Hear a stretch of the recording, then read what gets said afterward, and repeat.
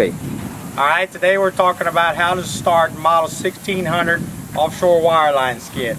It's built with a Cat's E414 engine, 127 horsepower. Of course, the first thing you want to do is make sure all your fluid levels are correct, mainly the engine oil, and make sure your load's taken off of the pump itself. And I'll show you inside the unit what we mean by that in a little bit more detail in a little bit here later. But here, right here, you see the Cat engine.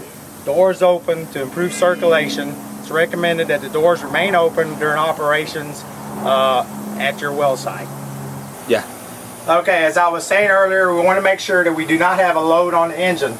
To ensure that there's not a load on the engine, we want to go to our power distribution panel on the back of the skid and ensure that all the breakers and switches are in the off position. That will remove the 12 volts from the pump, disengaging the pump, removing the load from the engine. This is the engine startup panel.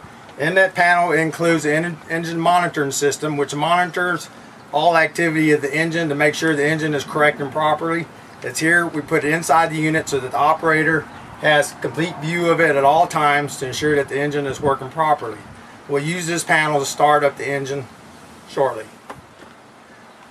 Alright, before we start the engine, I want to kind of go over a few things on the control panel so that you guys can hear me better without the engine running. Basically, this is the engine control panel used to control the winch for operating your slick line in and out of the hole. You got a few basic functions here. We have a dump valve for quick release of the hydraulics in case of an emergency or in a quick dump situation. We have to dump hydraulics for a quick stop.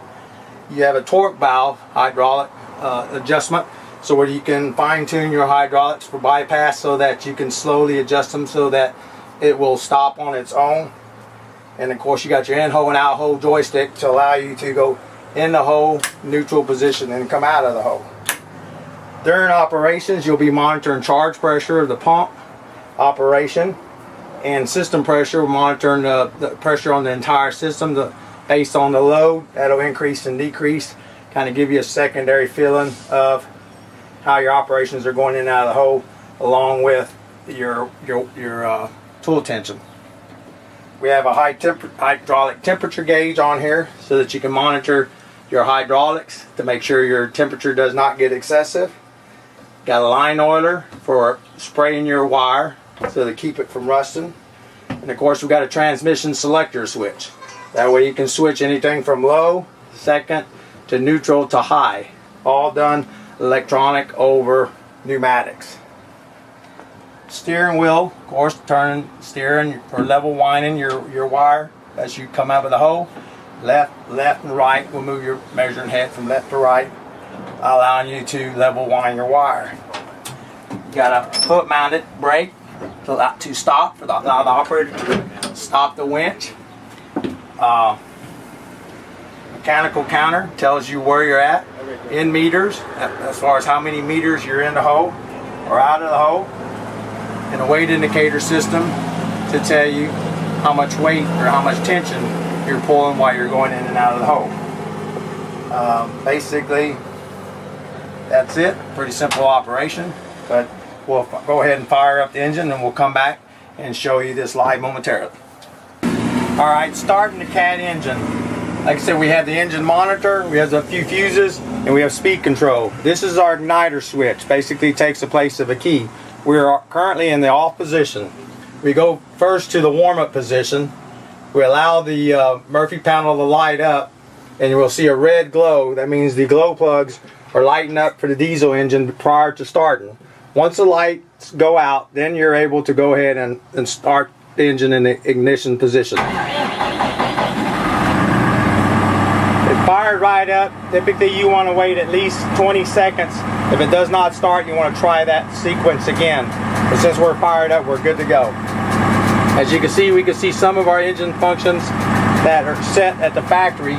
We see our engine RPM, we see our coolant temperature, our oil temperature, and our battery voltage. Everything looks good, so we're good to proceed to the next step in setting up our winch. Alright, now we're ready to turn on our power distribution panel. We want to turn on all our DC breakers except for 6, which is used for a spare in case you want to add 12 volts to your unit later on.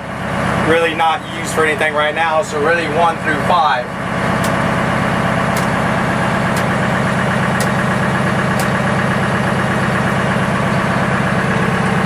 Now we're ready to engage our generator.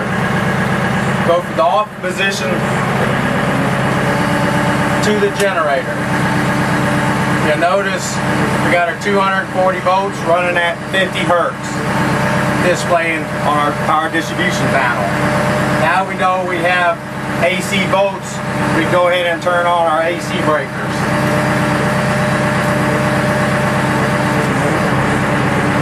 You saw the little surge of load when the air conditioner kicked in. That's because the air conditioner was already turned on, so we had the little sudden burst in the frequency. But right now, we feel the air conditioner blowing. It should start cooling off in here momentarily.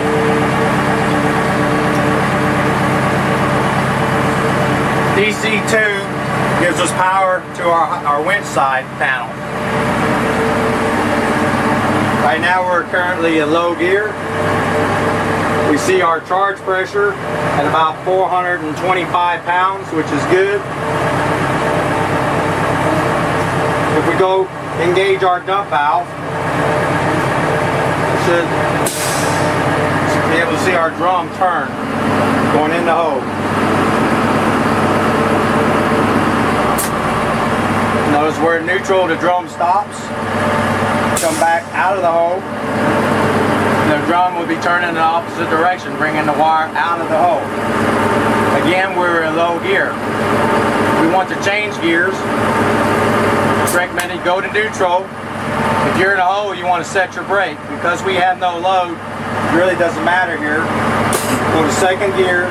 You see the light up for second gear. You saw our pneumatic shift. And you see a little bit faster rotation now that we're in a higher gear.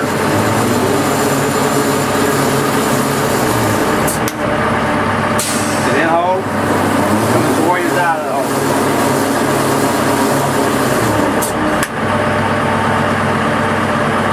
If we go to neutral, we will not get anything. That's to allow the operator, if it wants to manually pull slick line off of the drum, he's got a neutral position.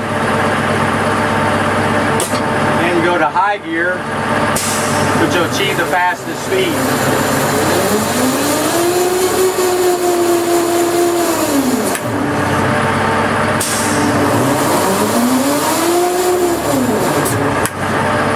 And that's basically it for your winch operation. Now we're going to go ahead, untape the line, rig up on your measuring head, and we'll make some runs in and out of our test run.